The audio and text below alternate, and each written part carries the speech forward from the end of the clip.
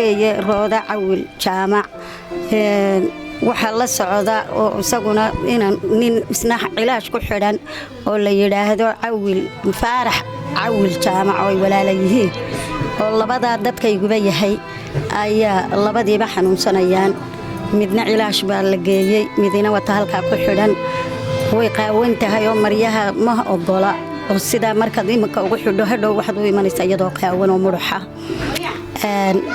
dabadeed waxa afka loo siinay halkaas ku xidhan. Assalaamu calaykum waraxmatullaahi wabarakaatuh. Daawadayla bartan oo bartii YouTube channel-kan ku lahayna Caawiyo TV.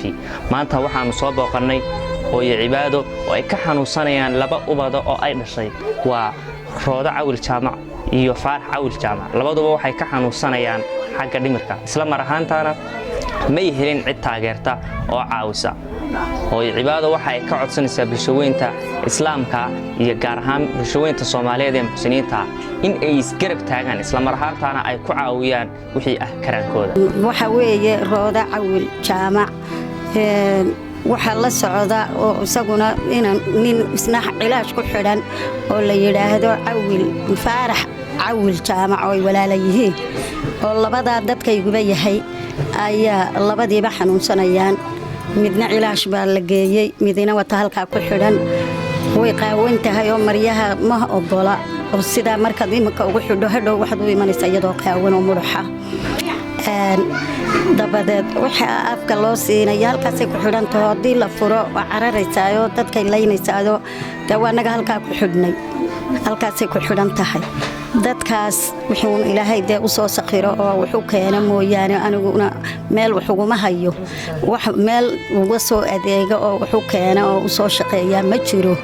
labada qof bay ahaayeen labadii qofna waa kuwa xanuunsanaya dadkani waa dad noo soo warwareegay oo xaafadaha ah waxaan kugu uri dabeedna waxaan idin leeyahay wax barako ilaahay baraka way hooyo adoo raaliya muddaynta leeg bay xanuunkeedana sidan ahaa mise ma jiraan wax dhakhtar oo hore u geysan dhakhtar waanu geynay oo mid baanu geynay la oran jiray maandhaye oo gabadh tagtay oo hay'ad la raray ahayd ay ku jirtay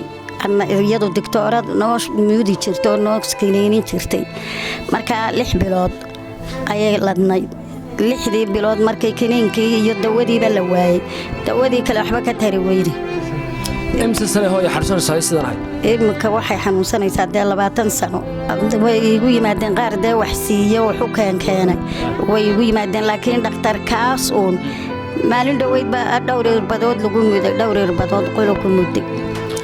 way bulshada islaamka iyo ummadda Soomaaliyeedba maxaad ka codsanaysaa fariinkan marinaysaa waxaan ka codsanayaa dadka sida u jilicsan weeyaan oo dadka jilicsan waxaan u codsanayaa iyaga iyo ilaahay baa uga codsanayaa risiq xalaal ah waxa ay nasiiyaan oo noo soo bakaalmeeyaan ilaahay baa kaalmada laga helaa waayahay aad iyo aad baad u mahadsan tahay anaguna insha Allah tacaala waxaan sameyn doonaa muuqaaladadan bulshada islaamka ee muxsiniinta ee khayrka jecel iyo bulshada Soomaaliyeedba waan la wadaagi doonaa waxaan u kaalmo salaam wanaagsan iyo duco iyo hooyano iyo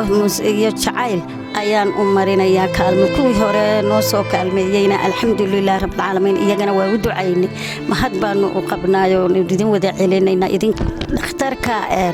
kuwan maalintan dambe uu yimi muday waxay yiraahdeen bal ku eego oo inay ku dhakhtar tahay xanuun dhakhtar tahay quraanna waa la saaray dabeedna waxay yiraahdeen inay xanuun dhakhtar tahay ayaanu ku eegaynaa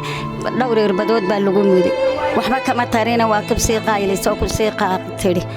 quraankii waa lagu wadaaba oo xashii baa loo soo dhigay sameecad baa loo soo dhigayo quraankii waa ku jira waxa haya ilaahay un baa caafimaadka haya 20 kaagu waxaanu marba meel marino aan la dhacdhacaba wataa uu nimanka هذا عبد محمد وهو يكون المقالة برعو أي حرمت قبل كتوغدير هوي عباده waxa ay dhashay laba ubad oo kaliya waana faarax awil jaamac iyo rooda awil jaamac hasaahate labaduba waxa ay ka xanuunsanayaan xagga dhimirka hooyo cibaado waxa ay ka xanuunsanayeen ubadkeedu muddo 20 sano ah sida iyadu noo sheegtay walina lama helin cid dhaqtar oo ka warbixiya iyaga caafimaadkooda umana hayso wax dhaqaale ah oo ay ku masruufto hooyo cibaado labadeeda ubada oo ah agoon waxa ay kula nooshahay duruuf nololeed oo aad u adag isla mar ahaantaana ma hayso cid ku garab istaagta iyaga daryeelidooda hooyo cibaado waxa ay ka codsanaysaa bulshooyinka islaamka ah gaar ahaan bulshada Soomaaliyeed inay ku caawiyaan wixii ah karaankooda oo ay ugu soo hagaajiyaan telefoon nambareeda shaashada idinka muuqda